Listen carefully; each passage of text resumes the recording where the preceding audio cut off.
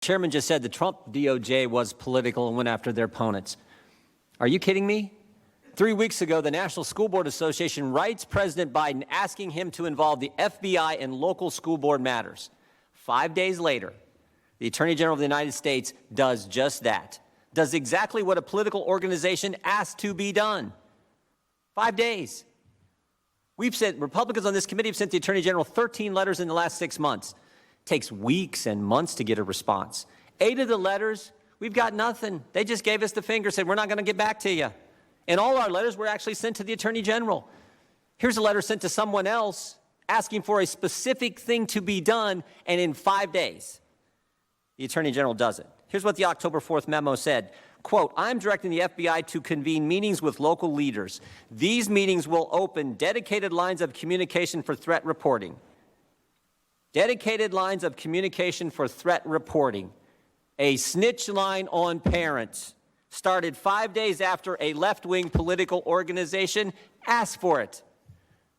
That's not political. I don't know what is. Where's the dedicated lines of communication with local leaders regarding our southern border?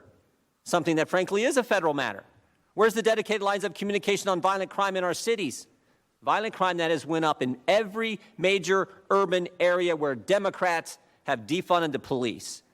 Nope, can't do that. Can't do that. The Biden Justice Department is going to go after parents who object to some racist, hate America curriculum.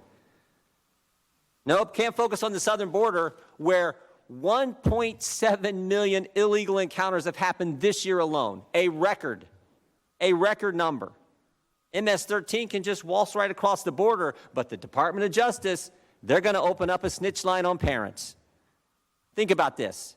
The same FBI that Mr. Garland is directing to open dedicated lines of communication for reporting on parents just a few years ago spied on 4 American citizens associated with President Trump's campaign. The Clinton campaign hired Perkins Coie, who hired Fusion GPS, who hired Christopher Steele, who put a bunch of garbage together, gave it to the FBI. They used that as the basis to open up an investigation into a presidential campaign. Oh, and then there was Mr. Zussman. Mr. Zussman, who worked at Perkins Coie, the firm hired by the Clinton campaign. He cut out all the middlemen.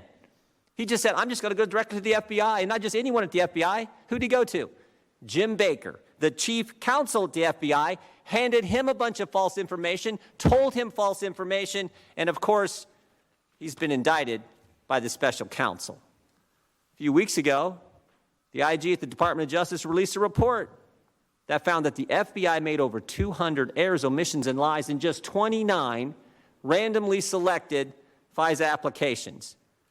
But don't worry, the Attorney General of the United States just put them in charge of a dedicated line of communication to report on parents who attend school board meetings. Mr. Chairman, Americans are afraid. For the first time during my years in public office, first time, I talked to the good folks I get the privilege of representing in the 4th District of Ohio, folks all around the country. They tell me for the first time they fear their government. And frankly, I think it's obvious why. Every single liberty we enjoy under the First Amendment has been assaulted over the last year. Stop and think about it. Americans were told you couldn't go to church, couldn't go to work, couldn't go to school. Small business owners were told you're not an essential business, close your doors, causing many of them to go bankrupt. We were given curfews, stay-at-home orders. Last fall in Ohio, you had to be in your home at 10. In Pennsylvania, when you were in your home, you had to wear a mask. In Vermont, when you were in your home, you didn't have to wear a mask because you weren't allowed to have friends and family over. And of course, there's always a double standard with these folks. The folks who make the rules never seem to follow them. And now the Biden administration says get a vaccine or lose your job.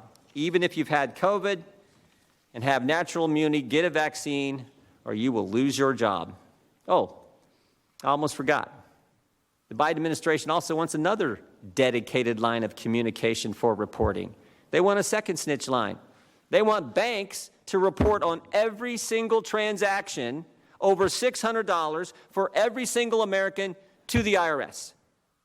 The IRS, that agency with its stellar record of customer service, the IRS, the same IRS that targeted conservatives the last time Joe Biden was in the executive branch. Jefferson said once, tyranny is when the people fear the government. We're there. Sadly, we are there. But I don't think the good people